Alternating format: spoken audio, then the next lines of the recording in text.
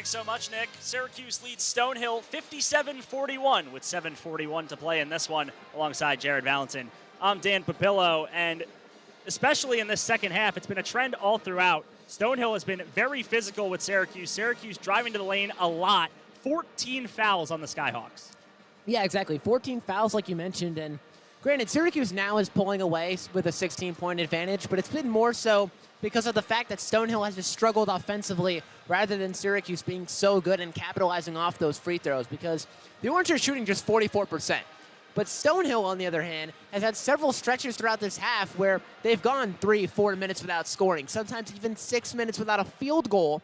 So Stonehill's offense has been keeping them out of the game, but Syracuse's free throw shooting hasn't helped the Orange either. You took the words right out of my mouth there, Jared. It doesn't matter how many fouls you get or how many times you go to the free throw line if you can't knock them down. You have to hit them. It's something that Syracuse has really been trying to fix. William Kyle was asked about his free throw form after going 6 for 12 against Northeastern. He said nothing's changed, but he has said that Coach Adrian Autry is having them shoot around 150 free throws after each practice. So there's got to be, something's got to give. There need to be some results, but you could tell after all these Syracuse players keep taking these free throws, and every time one misses, you can see the look on their faces where they just look so frustrated with the result that it's not going their way, and you can tell it's a consistent thought with this team. On the flip side of that, Devontae Hackett at the free throw line for Stonehill, the first one off the rim, no good. As the crowd gets loud, hoping for some free Chick-fil-A. Hackett sets, puts it up, and it rattles home. 57-42 Syracuse, 7:40 to play as Nathan George takes the ball over the timeline for the Orange. George plays it to the left wing, Starling. Over to Kings. Kings drives right alley. Now to the right block for White. Sent to the left wing, George fakes a three. Now drives down the lane once again. Fakes sent to the right corner for Starling. Starling, step back three. In and out, no good. Rebound fought for by Hackett. It goes out of bounds. Possession stays with Syracuse. J.J. Starling just one basket away from tying a season high. Couldn't get it to go there. Second on the team in scoring right now with 15 points. On the inbound, it's George to Kyle, who hands it back off to him.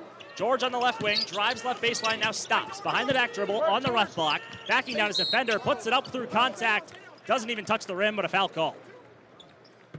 Devontae Hackett called for the foul there.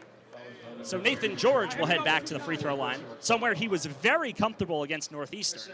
He shot 14 free throws in that game, knocked down 12 of them, and in this one, he's already been there 5 times. So this is attempt numbers 6 and 7. See what you did there. The first free throw for George is true. 58-42 Syracuse, 7:08 to play. As some more substitutions for the Skyhawks, Rex Sunderland and Raymond Espinal-Guzman check into the game.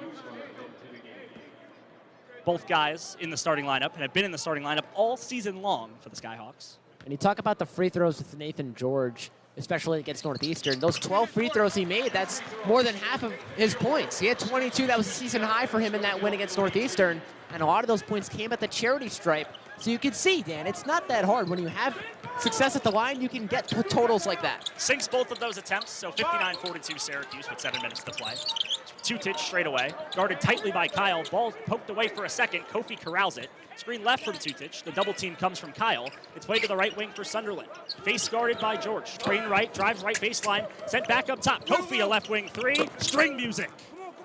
Herman Kofi, a 42% three-point shooter, continues to make the Orange pay. 59-45 Syracuse, 6:30 to play in the contest. Kings on the left block. Plays it back up top for Starling on the right wing. Now to George on the left side. Takes a screen right from Kyle. Starling fakes a three, played to the right corner. Kings, who takes a fadeaway three. Cash. Nate Kings, off balance, doesn't matter, puts it home. Syracuse goes back up 17, 6:08 to play. Sunderland straight away, hands off for Espinal-Guzman, plays catch with him, now it's Tutich. Tutich moves towards his left, hand off for Hackett, drives down the right lane, kick to a wide open Kofi in the corner, blocked by Kings. Nate Kings on the closeout, gets a piece of it, and the Orange move in transition. Starling down the alley, lays it up off the glass and in. Timeout, Stonehill.